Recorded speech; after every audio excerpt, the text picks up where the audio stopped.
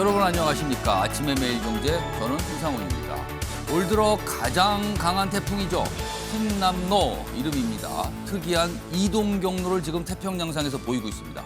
한반도로 올라오는 건 아닌지 혹시 그런 건 아닌지 많은 분들이 걱정하고 계신데요. 아직은요. 뭐라고 확실하게 말할 단계는 아니라고 합니다. 그러니까 가정을 여러 가지 할 수 있는 겁니다. 그러니까요. 이번 주에는요. 이 태풍의 경로 잘 지켜봐야겠습니다. 자, 일면기사 바로 출발하겠습니다. 먼저 매일경제 보시죠. 자, 매일경제 일면 내년 예산안 이게 뭐 규모가 이제 공개가 된 거죠. 그 얘기입니다.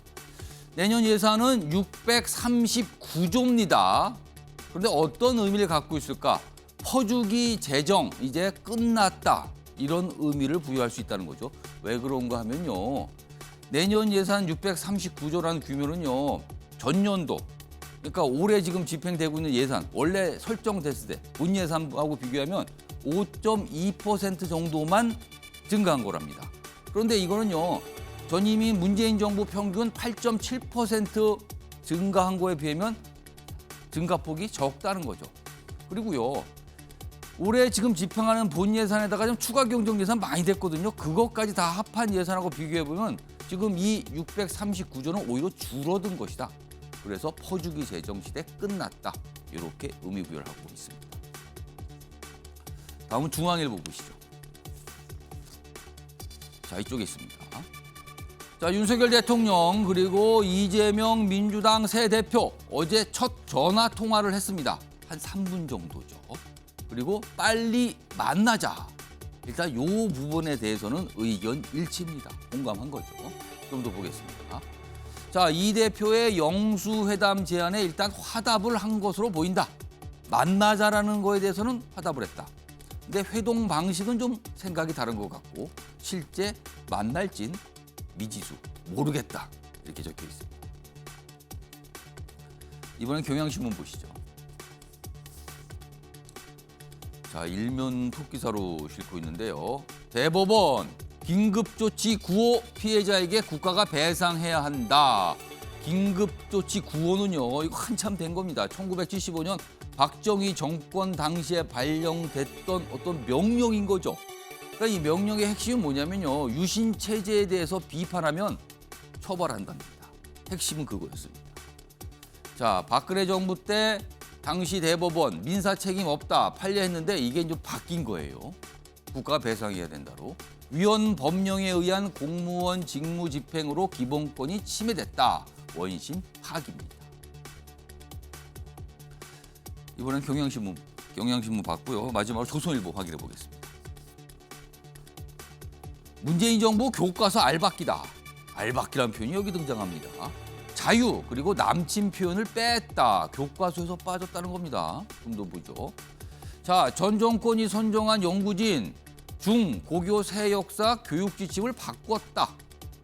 남친 표현 이런 게 다 포함되지 않았다는 겁니다. 그리고 윤석열 대통령은 자유를 강조했는데 이 자유라는 부분도 빠져 있다. 뭐 이렇게 지적을 하는 기사입니다. 자, 지금까지 일면기사 짚어봤고요. 오늘도 다양한 뉴스, 다양한 이슈 준비되어 있습니다. 그리고 그 뉴스의 의미를 짚어주시기 위해 오늘도 4분 자리하셨습니다. 한 분씩 소개해드리겠습니다. 자, 먼저 화면 가장 맨 쪽에 앉아 계시죠. 최진년 변호사 나와 계십니다. 그리고 그 옆에는요. 김종욱 전 청와대 행정관 자리하고 계시고요. 세 번째 자리에는 김병민 국민의힘 광진갑 당협위원장 나와 계십니다. 그리고 마지막으로 오창석 전 민주당 청년정책연구소 부소장 자리하고 계십니다. 자, 네 분 패널 안녕하세요. 네,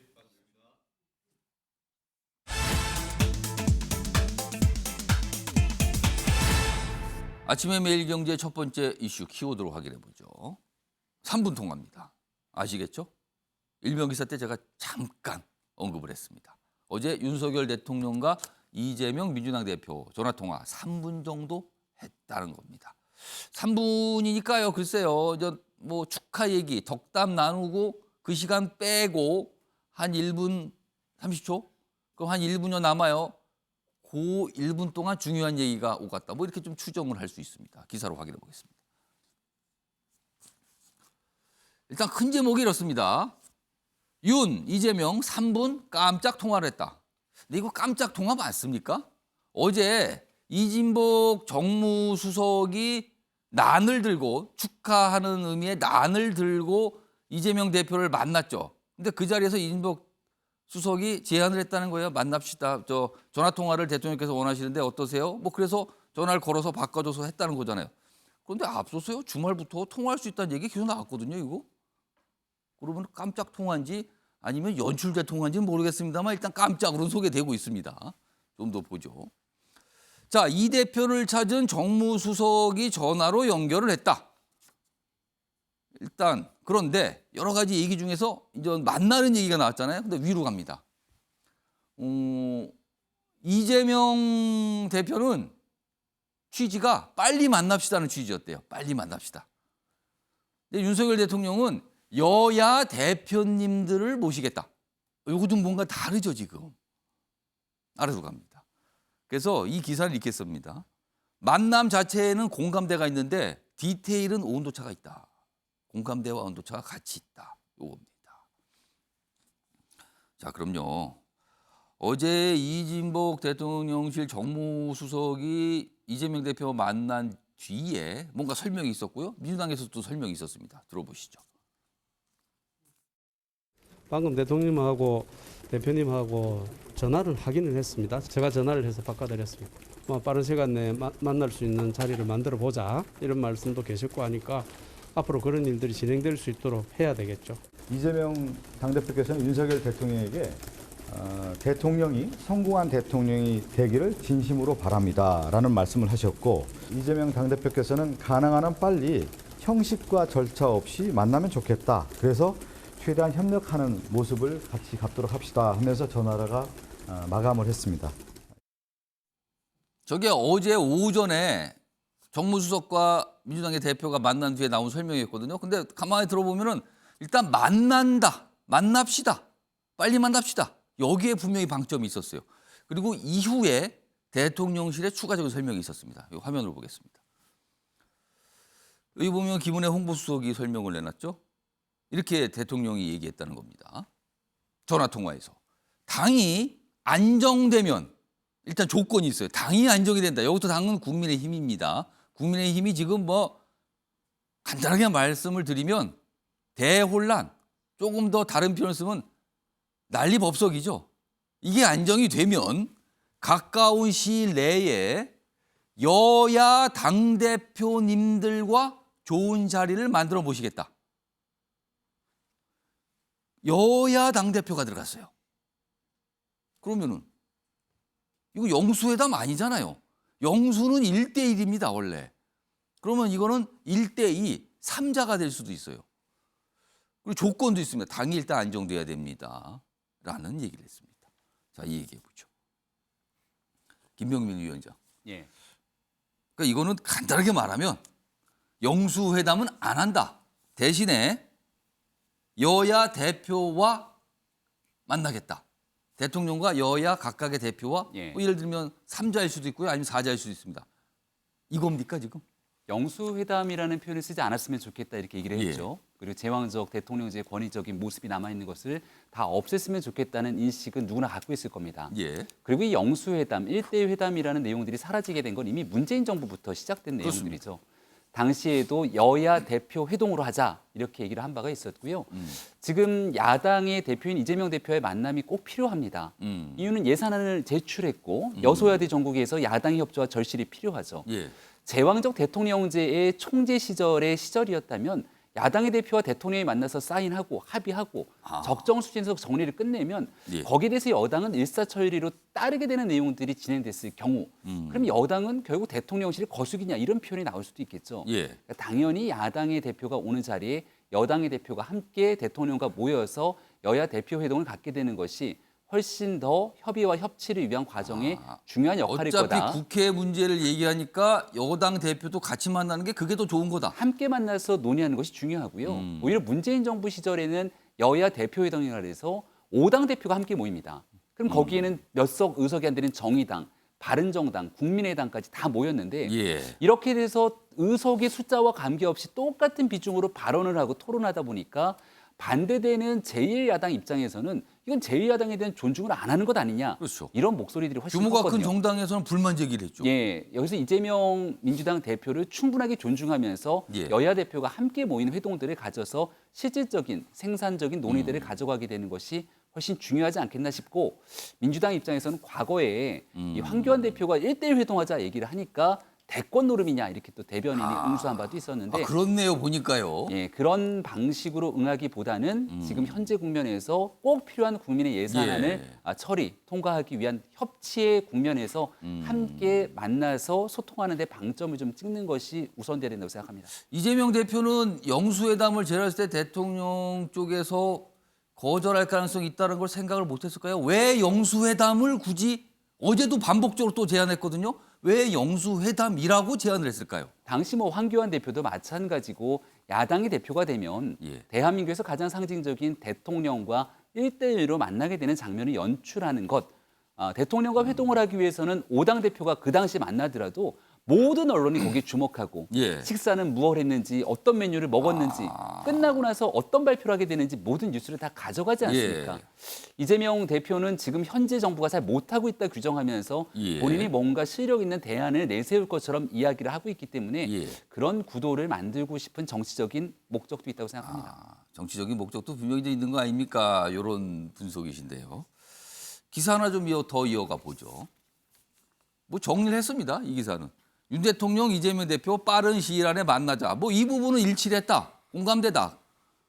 축하난 전달 과정 3분 전화 통화를 했는데 대통령실은 단독 회담에 대해서는 선을 긋고 그러니까 이게 영수회담을 말하는 거죠. 요즘엔 영수회담 표현을 잘 안 쓰긴 해요. 단독 회담 선 긋고 여야 지도부 다자회담에 방점을 찍은 거다. 김병민 위원장이 설명을 했죠. 뭐 그런 맥락입니다. 지금요. 이런 뜻 같다. 자, 그럼 일단 대통령의 생각은 공개가 된 겁니다. 제안을 했는데 만나는 건 좋은데 1대1 안 됩니다. 여야 대표하고 같이 만나야죠. 뭐 요겁니다. 자, 그러면은 공은 다시 온 셈이 됐어요. 오창석 전 부소장께. 자, 1대1이 지금 안 될 것 같은데 그러면은 여야 대표, 그러니까 국민의힘이 정리가 되면 대표는 아니라 아마 비대위원장이 되겠죠. 새로운 비대위원장. 새로운 비대위원장과 함께 대통령을 다자로 만날까? 이거 이재명 대표가 어떻게 받아들여야 된다고 보십니까? 아니면 계속 영수회담 얘기를 주장해야 된다고 보십니까? 다자회담이라 해봤자 3자 회담 정도밖에 안 되겠죠. 그러겠죠. 예, 대통령과 선출될 여당의 비대위원장. 아니 그리고 정의당은 아닙니까? 정의당을 불러준다면 정의당 입장에서는 고마워할 수도 있겠지만 지금 협치는 민주당만으로 충분히 가능하다고 생각한다면 3자 회담으로 가고 싶어 할 아마도 거고 3자가 될 것이다. 이재명 당대표 입장에서도 아마 3자 대표를 훨씬 더 원할 겁니다. 양자가 안 된다면 예. 3자, 왜냐하면 정의당까지 포함시키면 예. 기본소득 딱 한 석, 시대전환 한 석. 그러니까 의석수를 차지한 정당. 우리는 왜 당대표 있는데 안 또 그렇게 뽑아주냐. 된다는 거죠. 그리고 지금 정의당 내분이 약간 있는 것이 비례대표 총사퇴하라는 얘기가 계속해서 있고 조만간 투표에 붙여질 수도 있거든요. 그러니까 이 상황이 어떻게 전개될지 모릅니다. 그렇기 때문에 3자 회담이 만약에 가능하게 된다면 할 것이냐 저는 응해야 된다고 보고요. 예. 할 거라고 봅니다. 다만 가능하다. 그건 가능한데 김은혜 홍보수석이 조건을 2개 걸었잖아요. 3자 회담 하나와 예. 그리고 당이 안정되면 가까운 시일 내라고 했는데 국민의힘이 안정되면. 네, 당이 가까운 시일 내에 안정이 되기 어려워 보입니다. 이 가까운 시일 내가 따지고 보면 가깝지 않을 수 있다는 겁니까? 그러면은? 그러니까 저는 빨라도 어. 연말 너무 늦으면 내년 초까지 넘어갈 수도 있습니다. 아니 비대위원장 얘기를 하시는 건 아니고요. 아예 당 대표를 말씀하시는 그러니까 겁니까? 비대위원장이 선출된다고 하더라도 예. 이 비대위 선출 과정이 아주 자연스럽고 모든 국민들이 납득할 수 있을 만한 상황으로 전개가 된다면 예. 아무런 논란 없이 만날 수가 있을 텐데 예. 그 상황이 또 지금처럼 가처분이 인용되고 기각되고 어떻게 할 것인가. 또 법원의 결정이 나오고 뭐 이럴 수 있다는 겁니까? 그럼? 요즘에 민주당의 그 청년 패널들이 예. 자리를 계속 잃고 있어요. 국민의힘 청년 패널 2명이 나와서 내분에 대해서 막 설명하고 서로 토론하거든요. 서로 다른 의견을 갖고 있는 2명이 나온다는 거죠. 저도 민주당 청년 패널이나 아니 그냥 민주당 패널과 국민의힘 패널이 1대1로 토론하는 걸 많이 봤는데 예. 국민의힘 패널 둘이서 싸우는 거는 오랜만에 저 거의 처음 보는 것 같아요. 사실 이게 지금 이 방송 프로그램마다 다 고민입니다. 그래서 지금 네, 그래서 어떻게 해야 저는 되는지 지금 그 이 사안이 상황을. 사실 저는 워낙 크기 때문에 예. 그럴 수밖에 없는 상황이라고 생각이 듭니다. 근데 그 말을 바꿔서 들리면 가까운 시일 내에 당이 안정되기 좀 어렵다라고 보는 겁니다. 비대위원장이 또 선출됐는데 법원에 또 이준석 대표가 가처분을 인용할 수도 있고 뭐 신청할 수도 있고 여러 가지 얘기 나오거든요. 지금도 저희 방송 들어오기 딱 30분 전에 예. 정미경 최고가 가처분 인용되면 깔끔하게 사퇴하겠다라는 인터뷰를 했는데 그 기사를 링크를 걸어서 이준석 대표가 자신 SNS에 나는 그런 말 한 적 없다라고 썼거든요. 또 뭔가 갈등이네요. 또 그러면 이건 또. 쉽게 사그라들지 않고 만약에 비대위원장이 그런 식으로 선임이 됐는데 이재명 당대표와 3자 구도가 돼서 그 자리에서 첫 마디에 이재명 대표가 지금 비대위원장에 대한 논란이 또 있는데라고 하면은 그 자리 전체가 비대위원장이 또 맞느냐 안 맞느냐 갈 수밖에 없는 부당을 용산을 가질 수밖에 없어요. 그럼 어떡합니까 그럼? 그러니까 저는 애초에 가까운 시일 내에 당이 안정되기 어렵다라고 생각이 들고요. 예. 그래서 일단 하겠다라고 했는데 실질적으로 하겠다는 의지가 있어서 저런 발언을 남겼는지는 좀 의문입니다.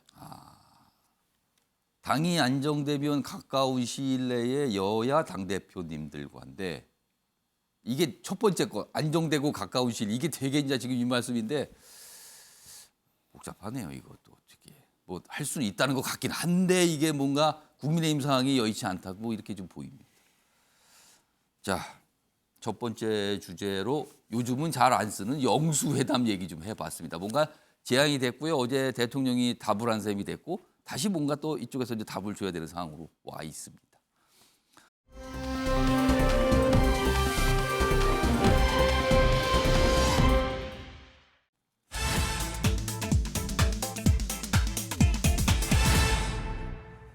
두 번째 키워드는 검찰 손해입니다. 그러면은 어느 손을 떠나서 이제 넘어갔다, 검찰 쪽으로 넘어갔다 이런 뜻이 담겨 있는 것 같네요. 자, 기사로 확인해 보겠습니다. 김혜경 법카 의혹 핵심이죠. 배모 씨. 경찰 수사 그동안 받았는데 어제 구속영장에 대한 청구가 된 구속영장에 대한 심사가 있었는데 그 끝나고 나서 영장이 기각이 됐어요. 법원의 판단입니다. 영장 기각입니다. 어제 밤에 나왔어요. 이 결정이요. 아주 늦게. 어제 언론들이 많이 기다렸어요. 이거를. 근데 이게 너무 늦게 나오는 바람에 이걸 다룬 신문도 있고 다루지 않은 신문도 있고 오늘 그래요. 근데 여기 좀 다른 신문 하나 소개해 드립니다. 영장 기각이다. 이렇게 되면은 이제 청구한 쪽에서는 구속시켜달라고 한 거잖아요. 근데 이게 안 됐단 말이에요, 지금요. 최인영 변호사, 이거 왜 기각이 나온 겁니까? 어떻게 판단을 해야 됩니까? 이거? 이유를 한번 볼 필요가 있는 것 같은데요. 기본적으로 기각됐다라는 점에서 검찰과 경찰의 판정패다 이렇게 평가를 할 수 있는 것 같은데 그 내용을 좀 살펴보면은 저 기사 가운데 있습니다만 예. 현재까지 수집된 여기입니다. 증거 자료를 예, 볼 때 여기입니다. 피의자의 방어권을 보장할 필요성이 있다 이렇게 했거든요. 예. 방어권을 보장할 필요성이 있다는 것은 범죄 자체에 대한 소명이 제대로 된지 여부에 대해서 조금 의문이 든다라는 느낌을 강하게 받습니다. 보통 보면은 범죄에 대한 소명은 있지만 현 상태에서 구속의 필요성이나 상당성을 입증하기가 부족하다. 이렇게 한다고 하면은 그 증거 자료는 충분히 있지만 굳이 구속해야 되냐? 불구속 수사의 필요성이 있다 이런 건데 예. 지금 보면은 방어권 보장의 필요성이 있다는 것은 죄의 성립 여부에 대한 다툼이 있다라는 뉘앙스가 상당히 그러면은 느껴집니다. 여기서 말한 배모 씨의 방어권을 보장할 필요가 많이 있다 이렇게 판단했다는 거죠. 그렇죠. 그렇기 때문에 이 부분은 사실관계건 법리적이건 예. 지금 혐의를 받고 있는 이른바 공직선거법 위반 사항의 어떤 허위사실 유포라든가 아니면은 배임 횡령 법인카드를 개인적으로 유용했다는 것이죠.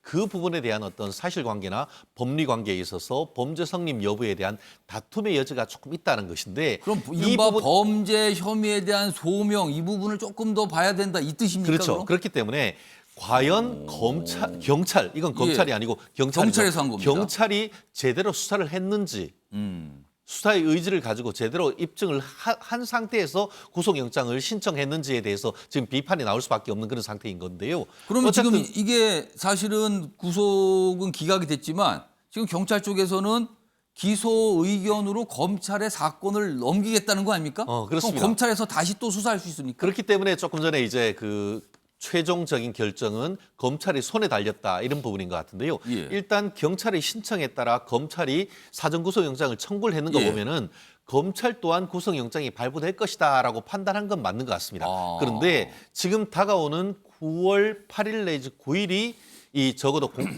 공직선거법에 관한 공소시효가 예. 만료되는 그때다 보니까 새로 지금 불러가지고 조사를 하고 할 수 있는 시간이 굉장히 빡빡합니다. 그러면 그렇기 어떻게 되는 때문에 겁니까? 이 상태로 그냥 그럼 기소가 되는 겁니까? 결국 지금 있는 상태에서 뭐 추가적으로 불러서 조사할 가능성은 없진 않습니다. 왜냐하면은 경찰 수사의 어떤 그 불러서 했던 것은 부인해버리면 증거 가치가 없기 때문인데요. 예.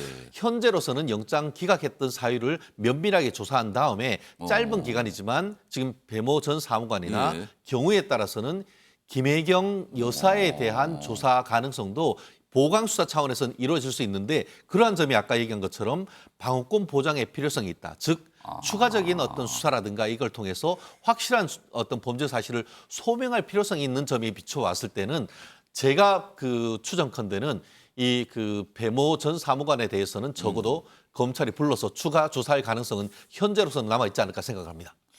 이렇게 되면 이제 경찰이 수사를 했는데 약간 이런 걸 보고 통상 이렇게 표현하죠. 약간 면을 구겼다 조금. 원래 의도대로 안 된 거잖아요 지금요. 이 상황이 하나가 있어요. 다음 기사 보겠습니다. 지금 이재명 민주당 대표와 관련돼 있는 검찰, 경찰 수사가 크게 한 6건 정도 되는데 그중에 하나 또 이것도 있습니다. 이게 이제 이른바 변호사비 대납 의혹과 관련돼 있는데 이재명 쌍방울 연구관 대북단체 한 해 24억 기부 보조금을 받는다. 뭐 경기도 얘기 나오고요. 남북 행사 얘기 나오고요. 근데 관계자 그 돈 다 어디로 갔나 의문이다. 쌍방울도 매년 2에서 2억 3억 정도 후원했다. 뭔가 돈 얘기가 자꾸 나와요. 그리고 수사 기밀이 쌍방울에 3번 유출됐다. 검찰 압수수색 오늘 안 나간다. 뭐 이런 식의 뭔가 연락이 간다는 거예요. 이게 또 문제가 발생한 거예요. 그러니까 뭔가가 좀 이상해 보입니다 지금. 뭐가 아직 명확하진 않은데요. 최인정 변호사 짧게 이거는 무슨 얘기입니까? 이 기사는? 기본적으로 이재명 그 의원과 쌍방울의 어떤 개인적인 커넥션이 강하다라는 수사가 계속 진행되고 있었지 수사당국은 이제 않습니까? 그렇게 보고 있는 그렇죠. 거예요? 특히 이제 그 이재명 그 경기지사 당시에 어떤 선거법 위반으로 해서 1심, 2심 대법원까지 가서 무죄를 판결받았는데 그 과정에서 굉장히 많은 변호사들을 고용해서 썼지 않습니까? 근데 그 많은 변호사를 썼는데 그 비용이 도대체 어디서 나왔느냐? 3억 원을 본인은 지출했다라고 하지만 그것 이상이 들었을 텐데 하는 의문에서 결국 그 돈이 그때의 그 이재명 의원, 이재명 경기지사를 변호했던 분들이 쌍방울과 관련되는 그 회사의 사회이사 내지는 감사로 대부분 재직을 뭔가 관련이 했다는 점. 있네요, 또. 예, 그리고 또 그 중에서 한 변호사 같은 경우에는 예. 이 그 쌍방울의 그 전환 사채가 전환되면서 수십억에 해당하는 돈이 또 그 이재명 의원의 그 변호인에게 돈이 갔다는 그런 점과 관련해서 지금 쌍방울의 내부적인 배임 횡령 그리고 변호사비 대납을 수원지검에서 통합해서 지금 조사를 하고 있었죠. 수사 당국에서 의심하는 부분은 그렇죠. 쌍방울이 그 변호사비가 꽤 많은데 그걸 대신 납부를 부담했다. 해줬다는 것이죠. 그렇죠. 이렇게 보고 있는 겁니까? 그렇죠. 그렇기 때문에 그와 관련해서 압수수색을 하다 보니까 실질적으로 쌍방울에 대한 압수수색하는 영장 초안이라든가 아니면 예. 그 집행하게 나가는 날짜와 관련된 그런 것들이 다 벌써 유출됐다는 것이 다른 것도 아니고 이재명 당시 그 경기지사의 예. 변호인의 사무실에서 그 내용이 다 나왔던 거예요. 그럼 어디서 나온 겁니까? 누가 준 겁니까? 그렇죠. 그거는? 그게 알고 봤더니만 쌍방울의 대관 업무를 담당하고 있는 검찰 출신 임원 그리고 또 수원지검에 있는 현 그 수사부의 이 검찰 그 수사관 둘 사이에 어떤 그 수사가 그러면 유출이 있어서 또 그분들이 지금 쌍방울 구속된 측과 상태입니다. 검사 측이 또 관련이 있는 거네요. 그렇죠. 그게 이제 구속된 상태인데 검찰 측에. 관련해서 예. 말씀드린 것처럼 그런 수사 기밀이 다 유출됐는데 이번은 또 다른 의혹이 나오는 거죠. 단순히 어떤 그 배임 횡령과 어떤 변호사비 대납을 넘어서 이재명 그 경기지사가 경지사로 있었을 경우에 대북 관련되는 어떤 교류 협력을 하는 과정에서 어떤 단체가 있어요 지금? 단체가 있었는데 그 단체에 쌍방울이 한 해만 해도 24억을 기부를 했다라는 그 내용이 나왔는데요. 24억이나 연 2억씩 3억씩 해서 뭐 이렇게 많이 24억을 갔다는 했는데 거예요. 이 정도 금액이. 문제는 뭐냐면은 그 돈이 그 당시에 있었던 그 아태 교류 평화 교류 협의회라는 데 같은 경우에는 직원이 법인으로부터 돈을 못 받아가지고 돈 주세요 하는 그런 그 민원까지 제기를 했는데 결국은 내부적으로 이렇게 돈이 많이 왔었는데 그 돈이 다 어디 갔냐? 어디로 갔는가? 그렇기 때문에 마치 이것 같은 경우에는 이 성남시 당시에 성남 FC에 대한 그 예. 기부금이 결국 정치 자금으로 흘러가지 않았냐 하는 그런 의혹과 비슷한 의혹이 지금 그 제기되고 있는 것이라서 앞으로 예. 추가적인 어떤 수사가 불가피한 것이 아닌가 생각합니다. 지금 이제 두 건의 어떤 사건이라고 할 수 있죠. 그걸 소개해드렸어요. 아까 이제 이른바 법카. 그다음에 이번에는 뭐 기업 이름이 등장을 하는데 이 변호사비 대납 의혹과 관련된 사안이에요. 지금 두 가지 사안을 소개드렸는데 김종욱 전 행정관께요. 일단 어제 기각이 됐어요. 구속영장이 신청을 했는데 그러면 오늘 당연히 민주당은 또 그렇게 오늘 논평은 아직 모르겠어요. 어제 밤에 늦게 나온 거라서 오늘 오전쯤 내겠죠 논평을. 그럼 민주당은 또 그럴 거 아닙니까?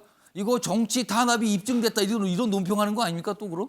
뭐 민주당 입장에서는 그런 논평이 나올 수 있겠죠. 충분히. 하지만 뭐 제가 볼 때는 이재명 지금 당대표가 대선 전에 했던 얘기가 있습니다. 예.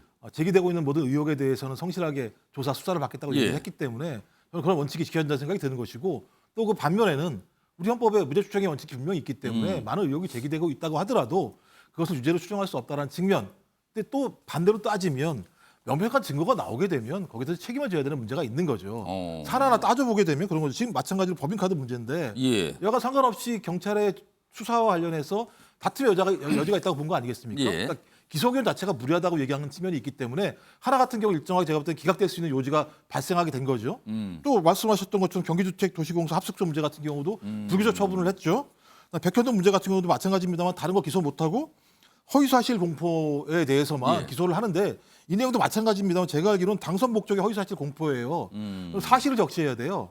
사실 내용이 아니에요. 이 내용들을 제가 보게 되면 개인적 평가예요. 협박이니 뭐 압박이니 강요 이건 제가 볼 때 평가의 문제이기 때문에 사실 적시 문제가 아니에요. 그러니까 예를 들면 윤석열 당시 후보를 갖다가 예. 뭐 낙선시키기 위한 목적이라고 얘기하면 이게 예를 들면 걸릴 수도 있어요. 근데 이거 본인이 당선하려고 얘기한 부분에 대해서 제가 볼 땐 무리한 법조인이 있다라는 얘기들이 분명히 나오고 있어요. 예.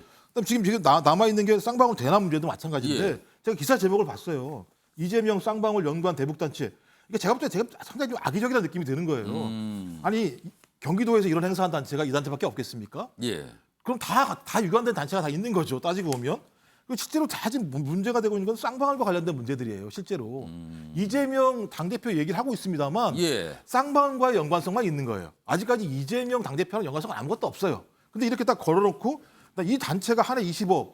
그러니까 예를 들면 당대표나 경기도가 이 돈을 받은 게 아니라 이 단체라고 얘기되는 데가 이걸 받았다는 거 일단 아니에요? 단체에 뭔가 돈이 뭐 그러니까요. 들어갔다. 내용이 제가 볼 때 악의적이라는 거 이렇게 예. 보게 되면. 그러니까 지금 확인되고 있는 건 쌍방울과 어떤 단체 예. 간의 문제가 있거나 쌍방울과 어떤 변호사 간의 예. 문제가 있는 거예요. 예. 그러면 핵심은 뭐냐? 이 단체와 변호사가 이재명 당대표와 어떤 연관이 있는지에 대해서 확인을 하지 않게 되면 예. 제가 볼 때는 의도하지 않게 이재명 당대표가 무엇인가 연관이 있는 것처럼 저 기사들은 해석될 가능성이 되게 높다라는 거죠. 예. 그래서 그게 악의적이라는 말씀을 드리는 거고요. 지금 남아있는 건 제가 볼 때 그런 측면에서 대장동 문제, 성남 FC 문제 같은 경우는 앞으로 수사가 좀 진행될 거니까 이 문제가 있습니다만 나오고 있는 내용들 하나하나가 제가 볼 때는 검찰과 경찰의 수사 자체와 관련해서 과거에 얘기했던 것만큼 예. 명증한 증거가 나오지 않고 있는 상황이라는 측면들이 분명히 있어요. 그럼에도 불구하고 말씀하셨던 것처럼 만약에 검찰, 경찰 조사에서 명백한 증거가 나온다면 예. 만약에 그렇게 명백한 증거가 나왔다고 얘기한다면 재판부 같은 경우도 구속영장에 대해서 기각하지 않았겠지요. 저는 그래서 좀 이 부분 같은 경우는 명백할 필요가 있다.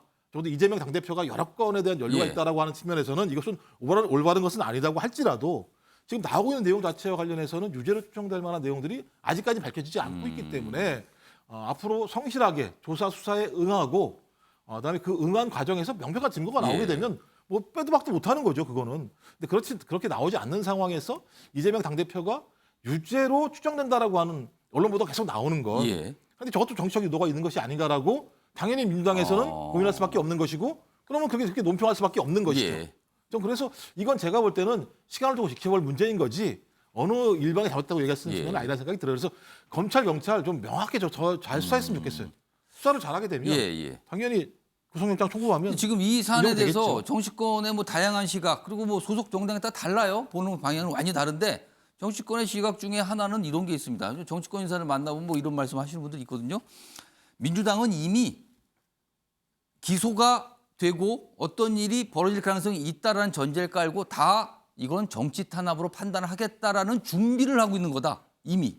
이런 시각이 있거든요. 이건 어떻게 보십니까? 뭐 제가 볼 때는 정치 탄압과 관련해서 마찬가지입니다만 정당은 그런 판단을 할 수 있습니다. 예. 근데 문제는 민주당의 가장 큰 문제가 뭡니까 과거에 당신과 민심의 괴리였어요. 예. 그러니까 민주당은 그렇게 생각할 수 있어요. 당심으로는. 하지만 민심이 거기에 동의하지 못하게 되면 오래 갈 수가 없습니다. 민심과 다른 예, 그렇죠. 주장을 하고 그것도 방을 잡힌다면 이미 경험했다. 어떻게 되는지를. 그러니까 당원 당규에 보면 정치 보복이라고 규정을 해야 돼요. 예. 윤리심판원에서. 예. 근데 그럼 정치 탄압이라고 요번에 얘기할 수 그게 있을 만큼 당무위원회로 바뀌었죠. 윤리심판원. 당무로 바뀌었죠. 그러니까 예. 그럼 당무위 같은 경우, 예를 말씀하신 것처럼 당무위 같은 경우는 오히려 그러면 국민들이 오해할 수도 있죠. 윤리심판원은 외부에서 온 인사들이 외부 있으니 인사가 참여하는데. 약간은 객관적일 수 있다고 판단할 수 있죠. 예. 뭐 그렇다고 하더라도 민주당 분들이 추천한 건 상관없습니다만 당무위로 하니까 더 오해할 수도 있겠죠. 거긴 당대표가 의장이잖아요. 예. 그래서 제가 볼 때는 민주당 오히려 더 정치 탄압이라는 부분과 관련해서 예. 명확한 입장을 정리할 필요가 있다는 거예요. 그래서 국민이 설득해야 되는 거죠. 안 그렇게 되면 민주당은 정치 탄압이라고 규정을 했는데 국민이 그렇게 느끼지 않게 되면 오히려 민주당이 안 좋은 상황이기 때문에 그건 좀 제가 볼 때 객관적일 필요가 있다고 생각합니다. 그러니까 여러 가지 사안의 수사가 진행 중이라서 아직 모르겠습니다만은 그 중에 일부라도 기소가 될 가능성이 있다. 이런 전망들은 나오잖아요. 그럼 기소가 될 경우에 이재명 당대표 이게 당원 규정을 그동안 바꿨잖아요. 기소가 되면 직무가 정지된다. 그러나 당무위에서 정치 보복이라 판단할 경우에는 예외로 할 수 있다. 이렇게 바뀌었거든요. 곧 민주당의 지도부 체제가 어떤 시험에 들 수도 있는 거다. 이거는 뭐 이런 분석도 좀 있습니다.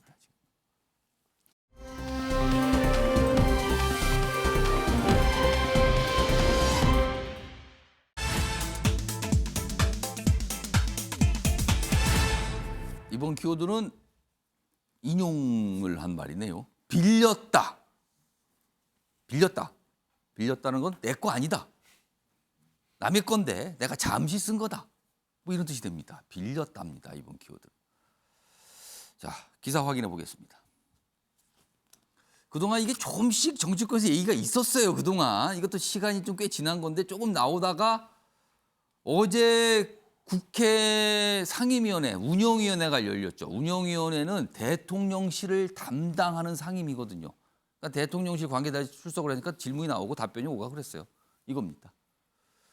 해외 순방 때 김건희 여사 목걸이 재산 신고 공방이다. 얼마 전에 고위공직자 재산 신고 했죠. 그거 공개됐거든요. 근데 보니까 이제 사사하게 꼼꼼하게 본 거예요. 근데 뭔가 보석 부분이 있어야 될 것 같은데 이거 왜 빠졌습니까? 이게 시작이 된 거예요. 이렇게. 해외 순방 정확히 말하면 나토입니다. 나토. 정상회의 그때 당시 갔을 때.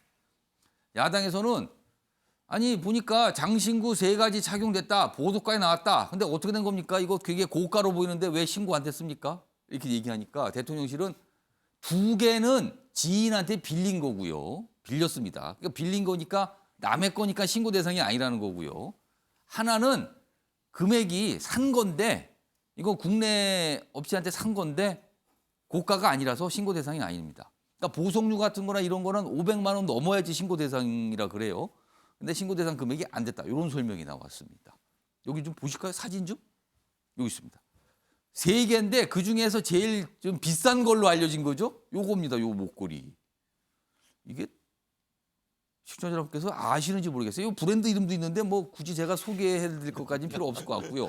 아무튼 굉장히 유명하고 비싼 거랍니다. 대략 이게 한 6천만 원쯤 된다 뭐 이렇게 알려지고 있어요. 엄청나게요 가격이요. 요거였습니다. 요거 플러스해서 요거에 더해서 2가지가 더 있었거든요. 자, 그럼요. 어제 국회 운영위원회에서 뭐 질문과 답변이 오갔습니다. 들어보시죠.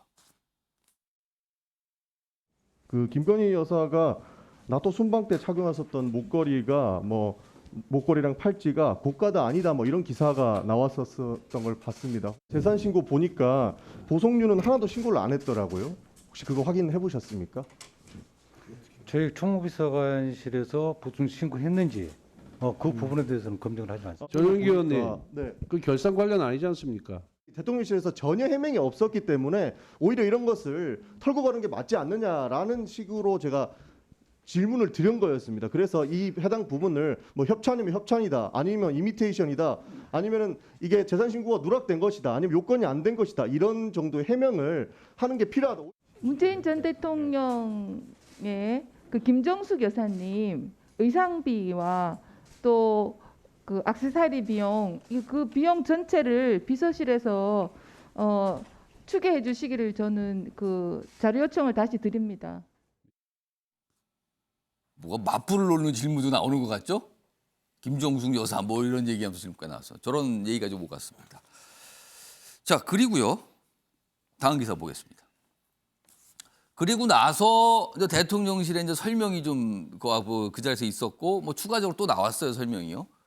그리고 이런 거죠. 김 여사 착용 보석 3개 중에 2개는 지인한테 빌린 거다. 이런 얘기가 설명이 있으니까 그다음에 민주당의 반응이 또 나왔어요.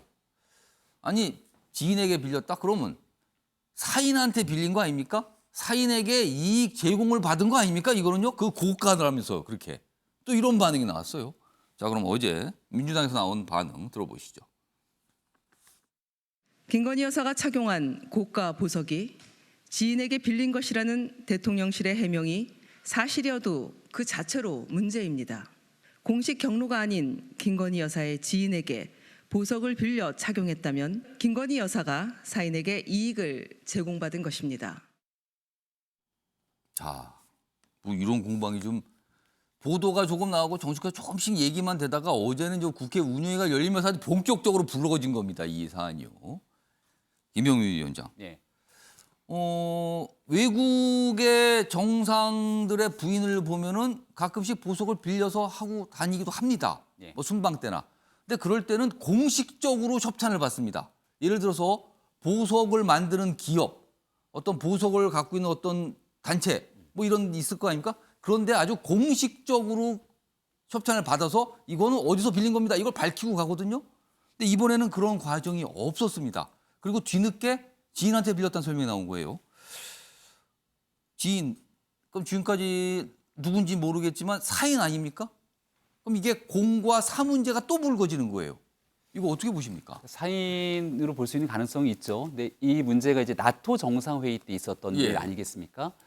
그 당시 해외 순방 당시에 사인이 함께 간 것이 아니냐는 논방이 불거지기 시작했고 아마 대통령의 지지율이 하락하기 시작했던 분기점을 살펴보면 예. 나토 정상회의부터 부정적인 여론들이 일부 확산되기 시작했습니다. 이른바 그 당시 논란했던 게 이제 사적 수행 논란이죠. 그게. 예. 그리고 그 이후로 이제 김건희 여사의 공식 행보라든지 조금 문제가 되는 행보들이 줄어들기 시작했고 사실상 숨고르기에 좀 들어간 것 아니냐 이런 평가가 꽤 있었죠. 그러니까 지금 나오게 되는 건 또 김건희 여사의 뭐가 문제가 터진 것 아니냐 이렇게 좀 비판할 수 있는 여지가 있는 것 같지만 사실 나토 정상회의 때 그때 있었던 그 일입니다. 일들이기 같이 때문에 있었던 일입니다. 그 당시의 상황이라는 점을 다시 한번 좀 인지하고 싶고요. 이 장신구에 대한 대여죠. 그러니까 실제로 나토 정상회의는 다자회의였기 때문에 배우자 프로그램들이 있었고 예. 많은 사람들과 만나는 과정 속에서 의상이나 여러 가지 내용들에 대한 고민들이 있었을 거라고 생각을 합니다. 공식적인 대여 과정들이 있었을 거라고 보는데 이 내용을 이제 전용기 의원이 국회 운영위원회 결산심사 과정에서 얘기를 한 것이죠.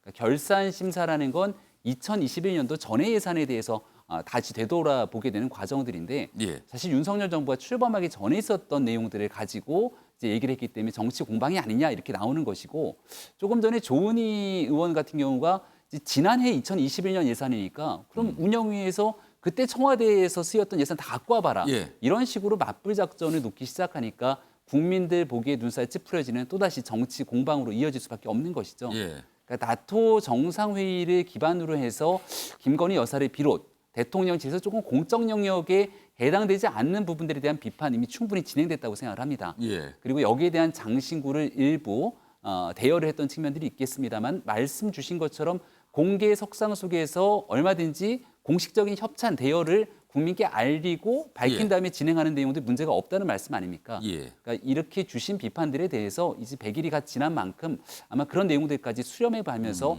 향후 남은 4년이 넘는 기간 동안 행보에 반영하지 않을까 이렇게 생각합니다. 그러니까요. 예를 들어서 보석 이런 걸 만들거나 관리하는 어떤 업체가 협찬을 받았다. 그러면은 뭐 그런 일은 다른 국가 정상들의 부인들도 있을 거거든요. 그러니까 그걸 알리면 공개적으로 공개하면 되고요. 그게 아니라면 만약에 사적으로 빌렸다라면 대가를 지급하면 되는 겁니다. 그다음 비용 처리를 하면 되는 거죠. 이거 빌렸다. 돈을 주고. 근데 그런 설명은 없거든요. 지금까지요. 오창석 전 부소장. 이거 민주당에서 그 지인이 누구인지 밝혀라 이럴 것 같은데요, 지금? 그럴 수밖에 없을 것 같고요. 저는 전체적으로 김건희 여사가 지금 재산 신고를 성실하게 하고 있지 않다 이런 생각이 드는 것이 대선 기간 중에 김건희 여사가 후드티를 입고 직접 차량을 운전해서 예.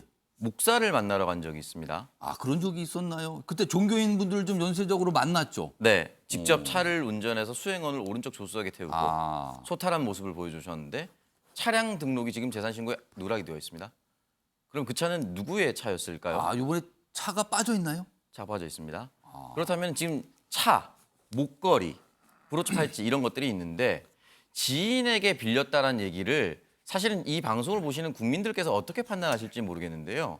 인터넷 커뮤니티의 오랜 논쟁 중에 하나가 예. 직장 상사가 아주 중요한 일이 있다며 백을 빌려달라고 합니다. 밑에 고가의. 직장 상사가 그 네. 밑에 관리를 받는 직원이 갖고 있는 좋은 백을 빌려달라고 한다. 그렇죠. 고가의 브랜드 백을 빌려달라고 합니다. 빌려줘야 합니까? 말아야 됩니까? 이 논쟁이 근데 어떻게 해야 됩니까, 지금도 그때는? 이어지고 있어요. 아, 근데 그거에 논쟁이 붙을 정도입니까, 지금? 직장 상사하면 빌려줄 수밖에 없는 거 아니냐, 슬프다, 이렇게 한 사람 나쁘다 이렇게 얘기하고 친구가 빌려달라고 하면 절대 안 빌려준다고 얘기를 하거든요. 근데 지금 이 금액을 보면요.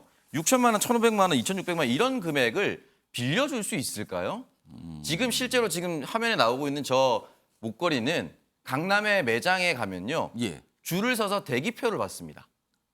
아무리 비싸지만 예. 쉽게 구할 수 없는 거예요. 근데 그런 걸 쉽게 넙죽넙죽 빌려주는 지인은 진짜 선뜻 빌려준 것인가? 빌려줄 때 진짜 아무런 대가 없이 빌려준 것인가? 혹시라도 예. 빌려줄 때 만약에 돈을 주고 빌렸다면 그 계약서는 남아 있는 것인가? 예. 이런 부분을 따져볼 수가 있는데 이 문제가 계속해서 커질 수밖에 없는 이유가 하나 있습니다. 예. 최근에 관저공사할 때 코바나 컨텐츠에서 후원 명단에 올랐던 업체가 관저공사를 담당했었죠. 근데 그 후원 업체가 돈을 받지 않았다라고 대통령실에서 해명을 했습니다. 그러니까 후원이 아니라 뭐 공사를 잘해줘서 고마워서 올린 거다 이런 설명이 있었죠. 그러니까 감사에 대한 표시라고 했는데 예. 무엇에 대한 감사가 명확하게 나오지 않다 보니까 이 무엇에 대한 감사가 나오지 않는 그 무엇 때문에 보훈해 준 거 아니냐 이것 때문에 논란이 된 거예요. 아직까지 설명이 충분하진 않았어요. 충분하지 않았기 때문에 예. 계속 논란이 이어진 이 와중에 예. 아무런 대가성 없이 목걸이를 빌려줄 수 있을까? 6천만 원짜리. 차량 한 대 가격보다 너무 넘습니다. 그리고 지금 1,500만 원, 2,600만 원 이것도 웬만한 차값이 될 수 있어요. 하나는 국내에서 샀는데 그건 비싼 게 아니다. 그러니까 신고 대상이 아니라 또 설명도 있었죠. 하나는 한 가지에 대해서. 실제로 어떤 건지 모르겠습니다. 그게. 이 귀금속 3개 중에 어떤 건지 저도 잘 모르겠지만 이 귀금속 3개를 실제로 좋아하시는 분들은 잘 아실 거예요. 가격이 그렇게 훅훅 떨어지지 않습니다. 오히려 몇몇 롤렉스 시계나 이런 것들은 시간이 지나면 가격이 올라가요. 예. 흔히 말하는 리셀을 위해서 구매해두기도 합니다. 그렇기 때문에 정확하게 어떠한 물품이 가격이 떨어졌는지를 밝히면 예. 이걸 해당 구매하는 사람들이 바로 압니다. 거짓말인지 진실인지. 그렇기 때문에 어떠한 물품을 빌렸고 그게 가격이 어떤 게 떨어진지 일단 밝히셔야 되고요. 예.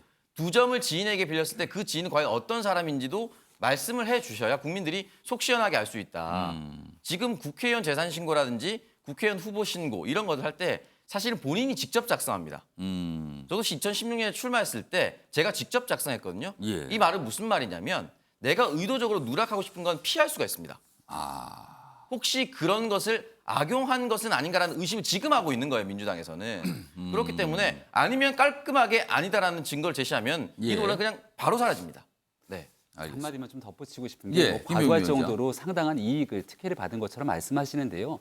대통령 배우자가 나토 정상회의 다자간회의를 통해서 전 세계가 주목하는 곳에 이 장신구를 착용하고 가면 오히려 해당 업체 입장에서 특정 브랜드를 달고 가면 그 업체는 대단한 홍보 효과가 될 그렇죠. 겁니다. 통상 좀 그런 작용을 해요. 그리고 오히려 그 업체에 대해 뭐가 특혜를 준 것 아니냐 이런 논방들이 또 불거질 수도 있는 내용들이기 때문에 이게 김건희 여사가 그 장신구를 착용하고 와서 이걸 통해서 특혜를 받다고 주장하는 것은 상당히 과도한 주장이다라는 말씀을 드릴 수밖에 없고요. 예. 사적 이해관계를 통한 이득을 받다 이렇게 대가관계를 주장하기 시작한다면 민주당 정부 시절에 김정숙 여사 의상 디자이너의 딸이 청와대에 채용됐던 문제 이 논란이 문제가 됐죠. 그 상당한 부분도 논란이 됐습니다. 논란으로 그 당시 주장된 바가 있습니다만 이에 대해서 명확한 해명들이 나오지 않았습니다. 이런 얘기들 중심으로 지난 5년 문재인 예. 정부 청와대에서 과연 어떤 일들이 있었는지 아마 국민의힘 입장에서는 맞불 작전으로 그 내용 탈탈탈 털어서 끝까지 한번 해보자. 이런 방식으로 주장된 제기들이 많은데요. 예. 지금 국민의 민생 앞에서 예산안이 지금 막 제출됐고 그 예산안에서 어떤 예산이 국민들 앞에 필요한 것인지 따져 물어야 되고 예. 저 자리가 나왔던 전용기 의원의 발언은 2022년 예산 국민의 소중한 열쇠가 잘 쓰였는지를 검사하는 결산하는 자리입니다. 곳이죠. 근데 그런 내용들에 대한 논박은 없은 채 하고 싶은 주장이 있으면 국정감사를 통해서 진행하면 됩니다. 사안에 대한 중요성, 빈도, 자리에 대한 위치 등을 정확히 파악해가면서 주장에 대한 수위들을 좀 조절했으면 좋겠다는 말씀드립니다. 알겠습니다. 지금 방금 화면 나왔던 이 전용기 의원과 이제 조은희 의원 뭐 주장이 있는데 그거 다시 한번 좀 불러오죠. 각각의 이제 겨냥하는 방향이 다른 거죠. 이렇습니다. 어제 이제 전용기 의원이 김건희 여사 고가 보석 협찬인지 가품인지 해명 필요하다 그러면서 추가 설명이 나온 거죠. 그래서 뭐 3점 중에 2점은 뭐 빌린 거고 1점은 국내 업체 뭐 구매한 건데 가격이 그건 신고 대상이 아니다. 그러자 조은희 의원은 또 이렇게 얘기했죠. 아까 영상으로 보셨어요. 김정숙 여사의 의상비와 액세서리 비용 전체 자료 요청한다. 이렇게 됩니다. 이런 걸 보고요. 이제 정치권에서 그리고 시청자 여러분도 아마 다양한 반응이 있으실 거예요. 아니 뭐 그럴 수도 있지 뭐 그런 걸 문제 삼으라는 반응도 있을 수 있고요. 무슨 소리입니까? 문제 삼아야죠. 이상하지 않습니까? 이거 말고 더 있는 거 아닙니까? 뭐 이런 시각도 있을 수 있고요. 아무튼 오늘도 좀 치열하겠습니다. 보니까요. 오늘도 뭔가 각각 정당들에서. 자, 다음 기사 보겠습니다. 취임식 명단 지웠다더니 공문은 남아있다. 대통령실 오락가락 해명 외. 이 취임식 초청 명단 가지고 좀 정부 설명이 처음에 조금 불충분 그리고 약간 다르게 나갔죠. 그 이후에 자꾸 저 추가적인 설명 뭐가 좀 말이 바뀌고 막 이랬어요. 그래서 오락가락 해명 이렇게 돼 있는데 어제도 이 얘기가 나왔어요. 이관섭 정치획기획수석 최근에 이제 수석이 되신 분인데 국회 답변에서 이메일과 인터넷 신청 명단만 파기했다. 뭐 공문 뭐 보낸 거 뭐 이런 건 남아 있다. 각계 대표 명단에 초점 맞춘 설명. 여사 초청 VIP 공개를 피하기 때문에 자꾸 이러는 거 아니냐. 이 기사는 이렇게 좀 보고 있어요. 자, 그럼요. 어제 국회 운영위에서 설명이 좀 있었습니다. 들어보시죠. 다만 그 답변 드리는 과정이 굉장히 이게 좀 여러 가지 혼선이 있었기 때문에 결론적으로 말씀드리면 공문으로 주고받은 부분들에 대해서는 남아 있는 게 사실이고요. 개인 정보가 들어 있는 여러 가지 이메일에 대해서는 파기한 걸로 저희들은 파악하고 있습니다. 자, 그러니까 이거는 최인영 변호사, 김지옥 전 행정관 두 분께 질문 드릴 텐데 먼저 김지옥 전 행정관. 그러니까 처음에 이 대통령 취임식 초청 명단에 대해서 얘기가 나왔는데 당시 행안부죠. 없다 명단 그거 다 폐기됐다. 이런 설명 나왔어요. 그래서 그런 줄 알았어요. 근데 조금 지나다 보니까 아니 뭐가 더 남아 있다는 거예요. 근데 그게 명단 전체는 아니고 초청회 때 갔던 공문이 남아 있다. 그 공문도 그건 뭐냐? 그 이후에는 또 내 이메일이나 이런 걸로 온 건 폐기됐다. 그리고 명단 중에서도 뭐 다 폐기된 거고 공문 정도에서 이름이 들어가니까 남아 있는 것뿐이다. 뭐 그리고 개인 정보도 삭제됐다. 뭐 이런 설명이 계속 나왔어요. 근데요, 이게 가만히 보면 아까 방금 소개했던 기사. 김건희 여사가 초청한 VIP가 누구인지 공개되길 꺼리는 거 아니냐. 이런 시각이 있거든요, 분명히. 이런 해명이 자꾸 나오는 상황이. 이거 어떻게 보십니까? 원래 그것 때문에 시작된 문제였으니까요. 예를 들면 지금 제가 논란된 게 그 대통령 취임식에 예. 김건희 여사와 관련이 있는 것처럼 여겨지고 있는 뭐 구구 유튜버들이 거기에 참석을 하거나 예. 또는 본인이 지금 가장 지금 의혹으로 받고 있는 도이치모터스 주가 조작 사건 관련돼서 그 회사의 어떤 과거 회장의 아들이 참석을 하거나 이런 문제가 있었기 때문에 그런 사람들이 어느 정도 참석했는지 알아보기 위해서 야당에서 문제 제기를 했던 걸로 제가 알고 있고 근데 여기와 관련해서 행정안전부 같은 경우 설명을 했을 때 없다고 얘기했었고 지금 대통령실에서 얘기하는 거 보면 뭐 일부는 남아있다고 얘기를 하고 있는데 예. 이 문제 관련해서 또 논란이 되는 게 이제 기록물 관리법 위반 아니냐. 근데 지금 다른 신문에 의하면 박근혜 정부 때에는 이 취임 인사들에 대한 명단이 남아있다는 거 아니에요? 대통령 기록물에. 그래서 여러 가지 문제가 되게 많이 발생하고 있다. 내용을 봐도 그런 거죠. 특별 초청이라고 그래서 대통령과 여사가 초청하는 사람들. 두 번째 각계 대표인데 이건 뭐 이미 명단이 다 나와 있는 거니까 뭐 얘기할 필요가 없는 예. 것이고 하나가 나머지가 이제 일반 국민들일 텐데요. 제가 볼 때 일반 국민 초청한 부분을 파기했다고 얘기하는 것 같아요. 뭐 각계 대표야 뭐 파기하고 말 것도 없죠. 이미 뭐 다 정해져 있는 공개가 많이 공개되어 있는 됐으니까요. 사람들이니까 이제 남아 있는 건 대통령과 여사가 초청한 사람들이 누구냐 이 문제만 남아 있는 거예요. 결론적으로는. 근데 이 문제와 관련해서 이 자료에 대해서 있는지 없는지 제가 대통령실이 명확히 얘기하지 않고 있어요. 그렇다면 이걸 왜 명확히 얘기를 못하지? 아니, 없으면 없다고 말씀하시면 되는 것이고 있으면 있다고 얘기하면 되는 것이죠. 그게 공개하기가 어렵다고 얘기한다면 예. 별도의 비공개 라인을 통해서 공개하면 되는 문제인데도 불구하고 이 문제에 대해서는 함구하거나 애매모호한 측면이 분명히 있으니까 그래서 제가 볼 때 논란이 될 수밖에 없는 측면들이 있는 거죠. 근데 이 문제는 뭐와 연동되냐면 다른 문제는 다 상관이 없는데 김건희 여사와 관련된 문제로 가게 되면 전혀 해명이 안 되는 문제가 발생하는 거예요. 예를 들면 무슨 공간 인테리어 문제부터 시작해서 사적 관계를 통해서 대통령이 들어간 사람 다양한 문제들에 대한 언론의 보도들, 의혹 보도들이 나오고 있는데 이 문제에 대해서 대통령실이 전혀 해명을 못해요. 예. 그러다 보니까 소위 대통령실 자체의 가장 중요한 리스크 중에 하나가 소위 배우자 리스크 아니냐는 논란이 나오는 건데 적어도 국민적 의혹이 있다면 그 하나라도 객관적인 설명을 해야 되는데 설명을 못하게 되면 거의 치해법권 같이 돼버리는 거예요. 제가 볼 때 이거는 윤석열 대통령을 위해서도 안 좋은 거고 소위 국정 운영에도 안 좋은 거고 국내에서 안 좋은 거기 때문에 제가 볼 때 있으면 빨리 공개하시면 되는 거잖아요. 이게 뭐 문제가 되는 건가요? 명단 공개하는 게? 전 제가 볼 때 그래서 계속 예를 들면 김건희 여사의 문제만큼은 건드리지 않으려고 하는 어떤 흐름이 있는 거 아니냐. 대단히 위험한 거죠. 국정 운영 과정에서. 김종욱 의원님, 요거에 대해서 지금 민주당이 좀 공세를 계속하고 있거든요. 그래서 뭐 특검, 국정조사 이런 얘기 지금 꺼낸 상황이에요. 뭐 당내 여러 가지 의견이 있습니다만.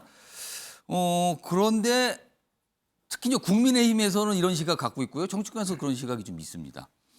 이재명 새 민주당 대표가 이제 이른바 사법 리스크라는 게 있다고 좀 평가를 받잖아요. 여러 가지 수사 대상이 되고 있다라고. 근데 그 상황에 맞불을 놓기 위해서 여권의 약한 고리를 찾다 보니까 발견된 게 김건희 여사 관련 사안이다. 그래서 그곳을 집중적으로 공세하고 있다. 이런 시각도 있습니다. 어떻게 저는 거기 생각하십니까? 동의하기 어렵고요. 왜냐하면 사법 리스크라고 얘기하는 게 검경이 지금 수사를 진행하고 있지 않습니까? 수사를 진행하게 돼서 결과가 나오게 되면 예를 들면 제가 볼 때 뭐 서로가 거래하나요? 거래도 불가능한 내용들이에요. 그러니까 제가 볼 때 계속 정치적으로 엮는 거예요. 김건희 특검법이 나오는 이유는 뭐냐면 저는 김건희 특검법이라고 하는 건 좀 과도하다고 생각이 듭니다만 많은 의혹이 나오고 있는데 아무런 해명이 안 되게 되면 넘어갈 수는 없는 거잖아요. 거기에 대해 문제제기 하는 거예요. 전 이 두 가지를 병렬하는 건 맞지 않다고 봅니다. 주인정 변호사, 이 사안 어떻게 보셨습니까? 저는 지나치게 김건희 여사 쪽에 포커스가 들고 있다라고 생각하는데요. 이거는 법과 표현의 자유의 문제다 이렇게 표현을 하고 싶습니다. 무슨 말씀이냐면은 내가 저 또한 이제 인수위의 자문위원으로서 초대를 받아서 그 취임식에 초대를 했습니다. 전 뭐 거기 가는 참석하셨습니까? 저도 굉장히 거기 간 것이 자랑스럽고 정권 교체기를 직접 보았다는 점에서 역사의 어떤 현장에 있었다는 점에서 의미가 있다고 생각하는데 거꾸로 내가 거기에 초대돼서 가긴 했지만 그 사실을 밝히지 않고 싶은 사람도 있다는 겁니다. 무슨 말씀이냐면은 설령 대통령 부부의 어떤 초대를 받았다 한다 하더라도 그 공개 여부는 개인 정보이기 때문에 그것을 개인 정보로서 공개되지 아니할 자유도 있단 말이에요. 그렇다고 한다고 하면은 말씀드린 것처럼 이제 그 대통령실과 행안부가 어떤 그 의사소통하는 과정에서의 어떤 착오가 있었을지언정 법대로 했다고 하면 그것이 문제될 수는 없는 것이죠. 말씀드린 것처럼 대통령 기록물 관리법에 따라서 그것이 제대로 보관을 하면 되는 것이죠. 그렇지만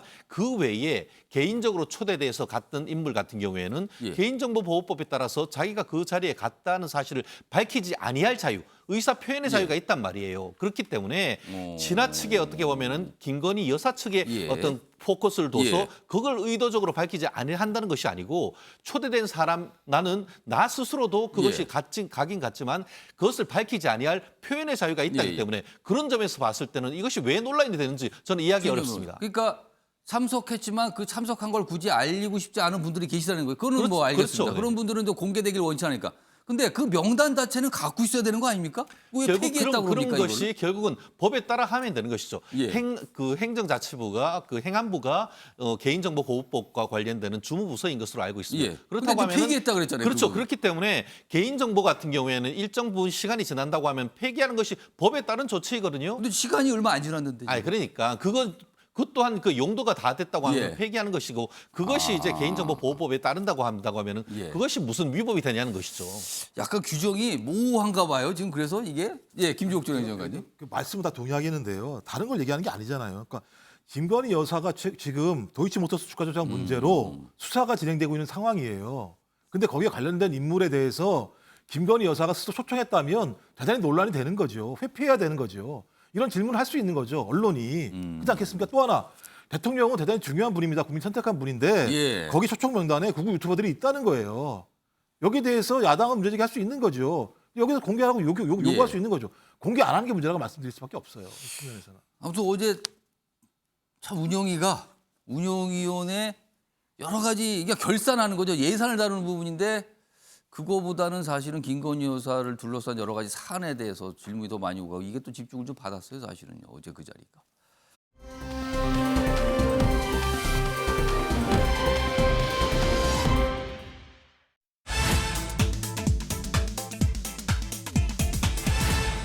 박수로 통과합니다. 어제 국민의힘 상황을 설명합니다. 의원총회가 있었어요.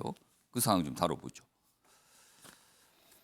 박수로 밀어붙인 국힘 비대위 개정안 이렇게 돼 있습니다.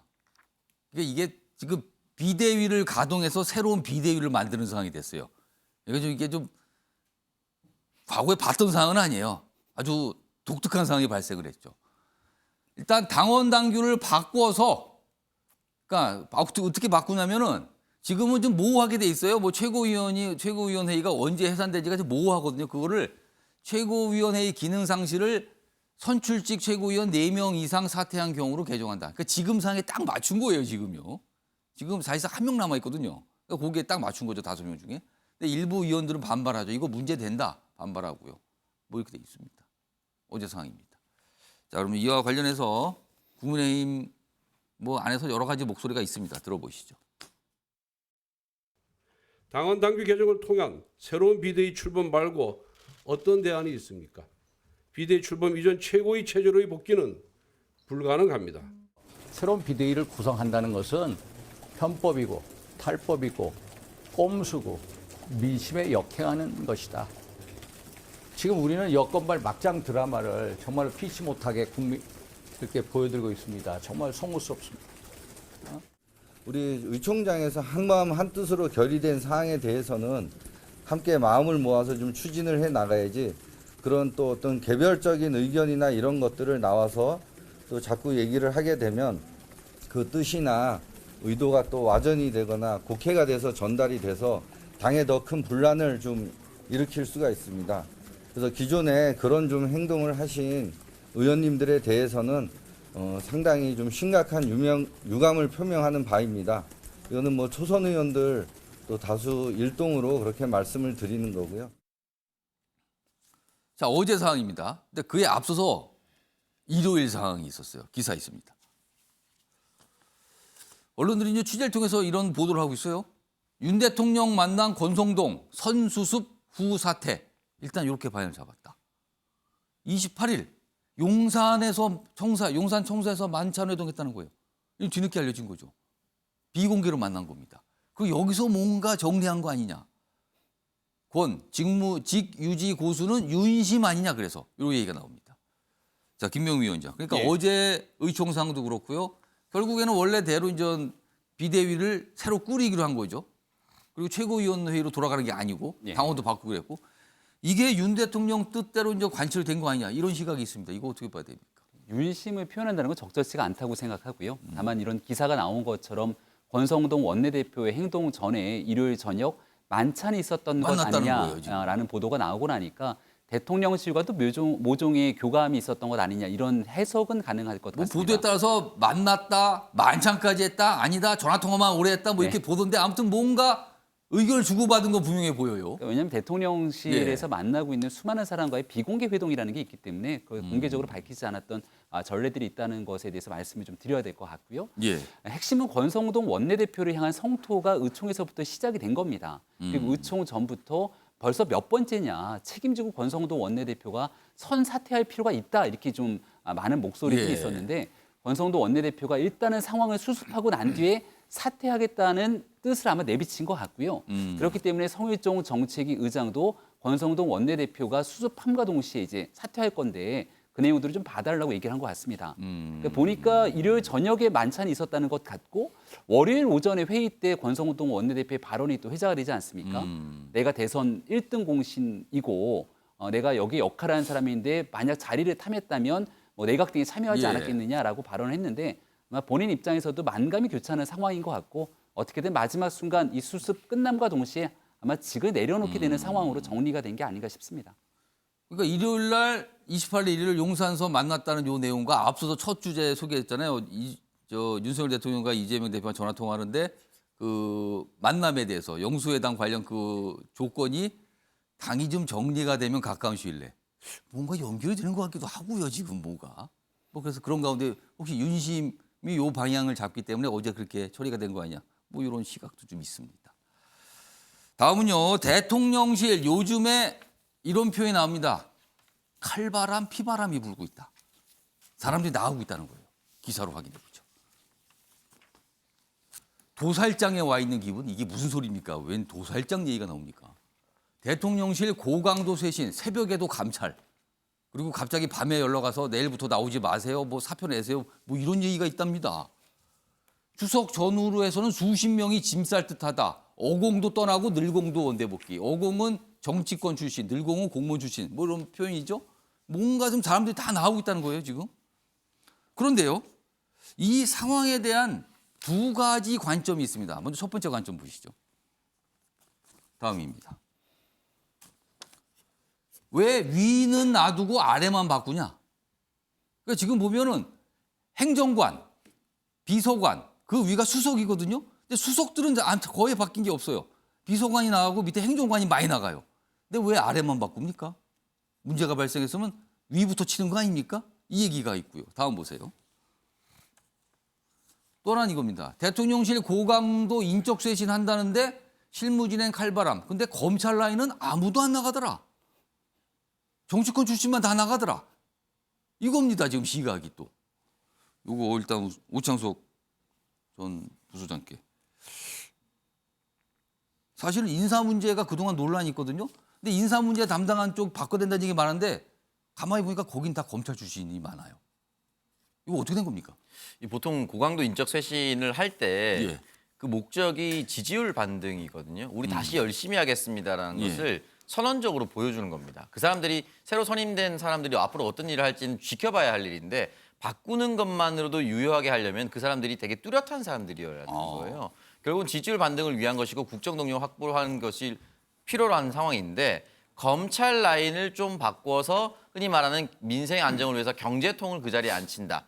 라고 한다면 국민들이 보더라도 어떤 상징적 의미가 있다는 거네요. 상징적인 의미가 기대를 하는 거예요. 검찰보다는 그래도 경제통이 오면 민생을 조금 더 잘 챙길 수 있겠지라고 생각을 할 수가 있을 텐데 지금 누군지 나가는 사람 이름을 설명해도 국민들이 알기 어려운 사람들과 그 사람들 대신해서 누군가 들어가도 국민들이 잘 알기 어려운 사람들이 바뀌어진다면 국민들한테 보내진 사인이 크게 녹록지는 않을 겁니다.